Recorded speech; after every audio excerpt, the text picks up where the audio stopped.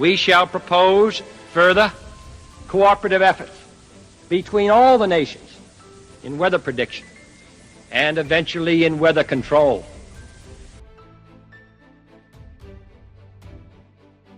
This says map of world HAARP facilities. This is the most widely shared version of it, and it's semi-accurate. There's only one HAARP. It is called the High Frequency Active Auroral Program, and it is in Kona, Alaska. And HAARP is actually, if you want to be technical about it, all of this together is HAARP. The thing everybody's talking about is called the Ionospheric Research Instrument, and it's right here.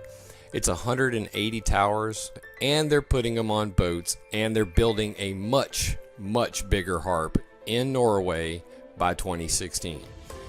It's going to be 100 gigawatts. HAARP at its best, on its best day, was 5 gigawatts estimated radiative power. Now 3.6 million watts goes into this bad boy. They pump it from they have diesel engines that convert the electricity, and they shoot it up into the sky, and the output is much higher than what goes in. You got 5 gigawatts. That's billion watts.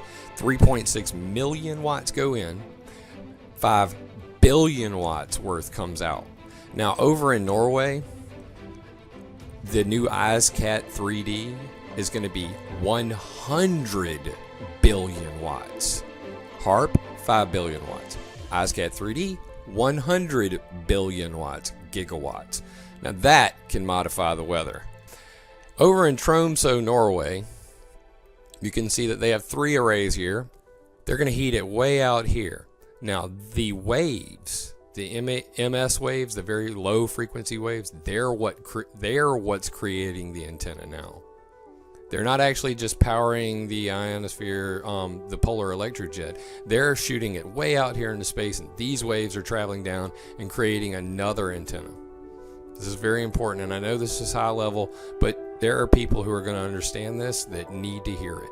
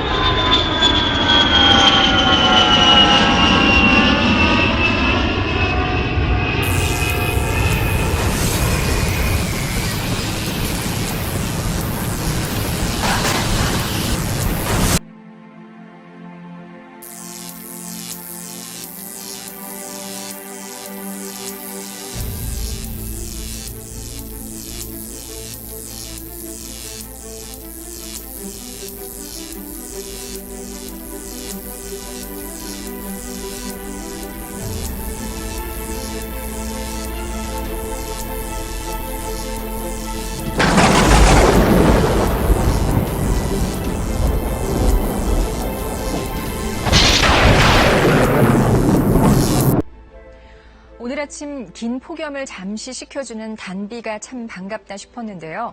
강원 동해안 지역은 이게 지나쳐서 폭우로 이어져 피해가 속출했습니다. 천둥 번개와 함께 새벽부터 강원 영동 지역에 내린 기습폭우로 피해가 이어지고 있습니다. 지금까지 접수된 피해 건수만 190건으로 파악됩니다. 어젯밤부터 내린 비의 양은 속초가 265.6mm로 가장 많고 고성과 강릉도 150mm 이상을 기록 중입니다. 특히 강릉 지역에는 오늘 새벽 3시쯤 1시간에 93mm의 폭우가 쏟아져 2002년 태풍 루사 이후 시간당 강수량 최대를 기록했습니다. 오늘 강력한 비구름이 수도권을 강타했습니다. 갑자기 하늘이 어두워지더니 장대비가 쏟아지기 시작합니다. 천둥과 번개가 치고 하늘에 구멍이라도 뚫린 듯 폭우가 도심을 강타합니다. 경기도 이천에 시간당 67mm의 물폭탄이 쏟아졌고 용인 53.5mm, 여주 50.5mm, 서울에도 35mm의 강력한 비가 내렸습니다. 오늘도 찌는 듯한 폭염 계속됐습니다. 경북 영덕의 낮 최고 기온이 39.9도까지 올랐습니다. 40도에 육박하는 폭염이 연일 계속되고 있는 건데요. 올해는 벌써 40도를 넘는 지역이 5곳이나 됩니다. 그러니까 지난 1일이죠. 홍천, 강원도 홍천이 41도를 기록한 데 이어서 춘천, 양평, 충주, 의성 등에서 벌써 5곳에서나 40도를 돌파를 했습니다. 지도를 다시 한번 보시겠습니다. 이 전국이 붉게 물든 모습을 확인할 수 있는데요. 그러니까 우리나라에 설치된 전국 95곳의 관측소 중에서 60곳에서 역대 최고 기온을 경신했습니다.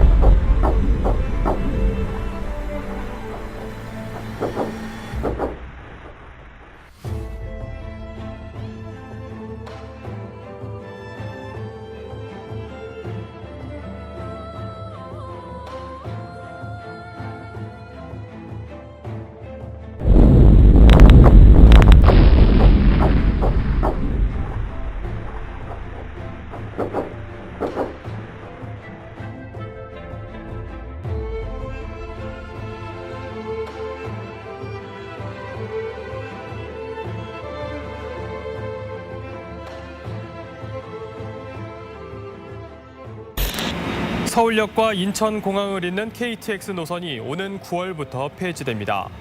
코레일은 KTX 노선 폐지에 따른 교통 혼잡을 줄이기 위해 광명에서 출발하는 리무진 버스 배차 간격을 줄이고 공항철도 열차도 늘릴 계획입니다.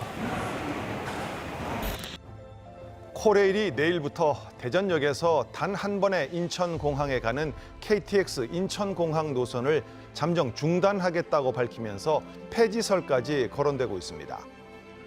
코레일은 평창 동계올림픽 관람객 수송을 위해 경강선으로 투입시켰던 경부 호남선 인천공항행 KTX 열차를 본 노선으로 되돌리지 않고 잠정 중단한다고 밝혔습니다.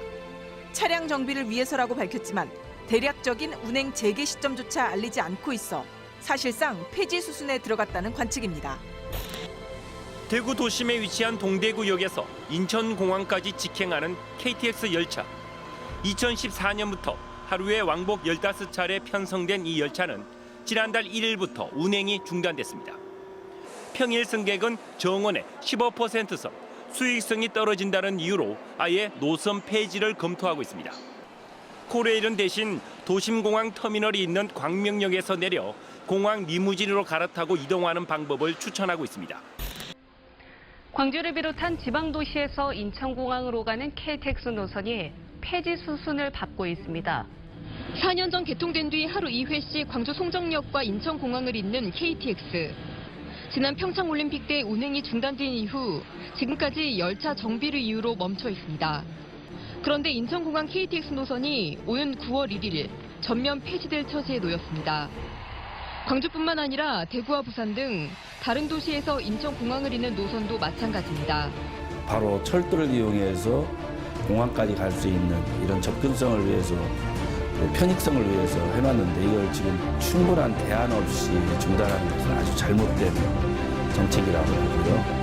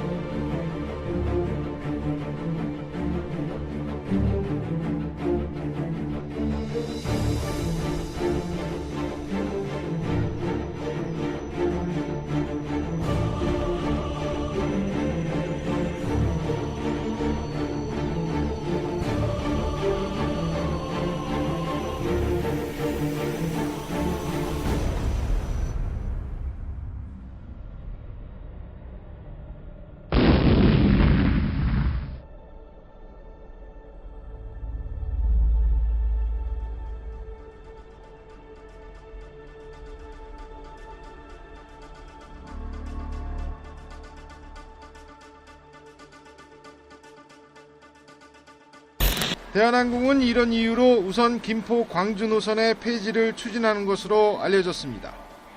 항공사들은 김포 제주와 김포 김해 노선을 제외하면 국내 노선 대부분 적자를 보고 있다고 주장하고 있습니다. 하지만 지역 주민들은 항공 노선은 공공재라며 여론 수렴 없이 일방적으로 폐지하면 주민 불편이 우려된다며 반발하고 있습니다.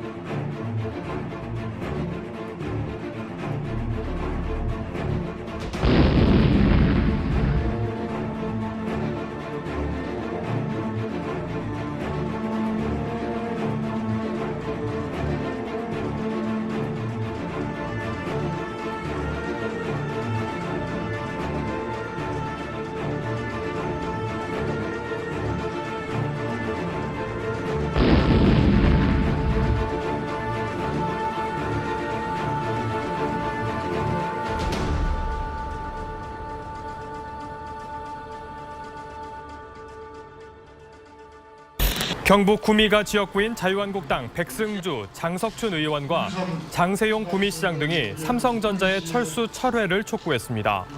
이들은 어제 국회 정론관을 찾아 삼성전자 네트워크 사업부와 삼성 메디슨의 구미 철수 검토를 철회해달라고 호소했습니다. 또 삼성이 구미를 떠난다면 많은 시민이 직장을 잃고 심각한 경제적 어려움으로 구미 경제가 최악의 위기에 직면하게 될 것이라고 말했습니다.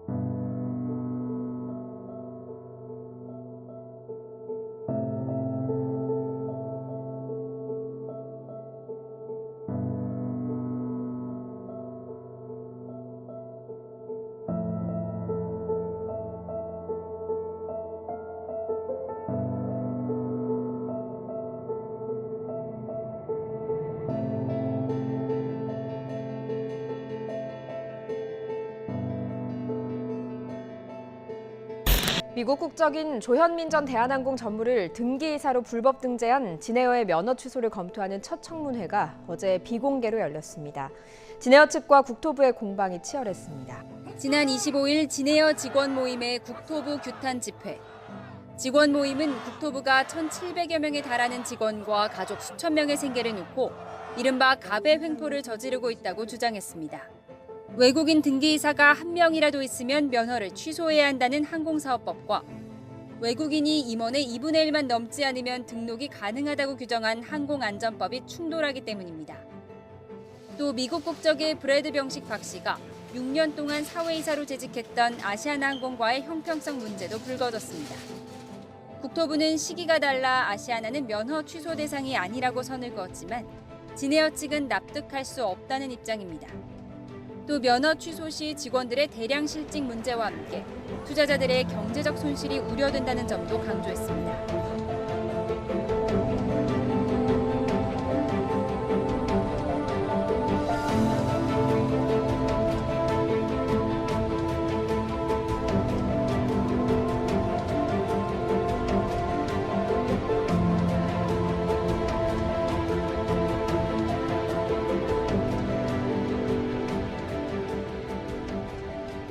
지지율이 떨어진 때문인지 문재인 대통령이 오늘 전에 없이 강하게 내각을 질타했습니다.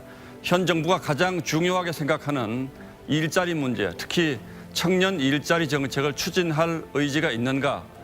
이렇게 질문하면서 다음 달에 어떻게 하는지 보겠다는 말도 했다고 합니다.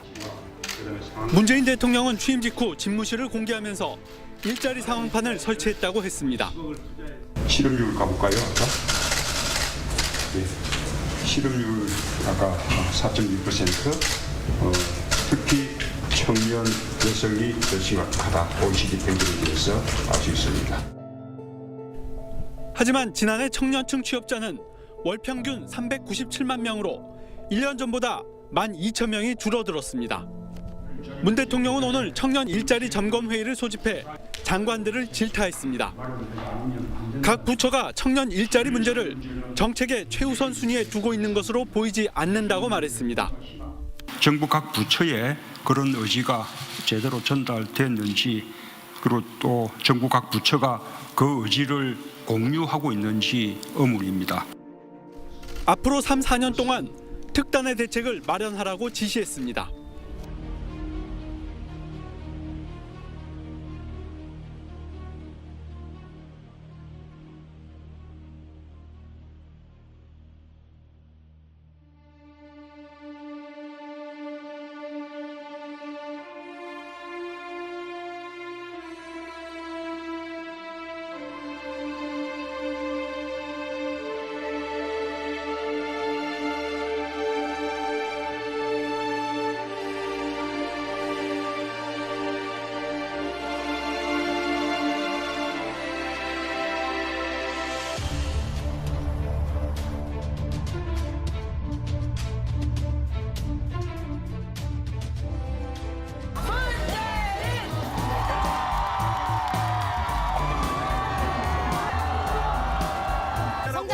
모습이나 삶의 궤적에서 진짜 이분이 좋은 분이구나라는 거를 많이 알게 되었어요. 정치력도 중요하지만 일단 사람이 되어야 되지 않나 그런 생각이 들었어요. 신사답고 선비다운 모습 만든 게 아니라 정말 원칙을 지키시고 세상을 바꿔내는 간단함을 가지신 분이시구나. 문재인 후보가 지금 대통령이 돼서 국민과 통합할 수 있는 그런 대통령이 됐으면 좋겠어가지고 지지하러 나왔습니다. 약자 입장에서 많이 생각해 주시고 그렇게 서민적인 대통령이 돼주실 것 같아서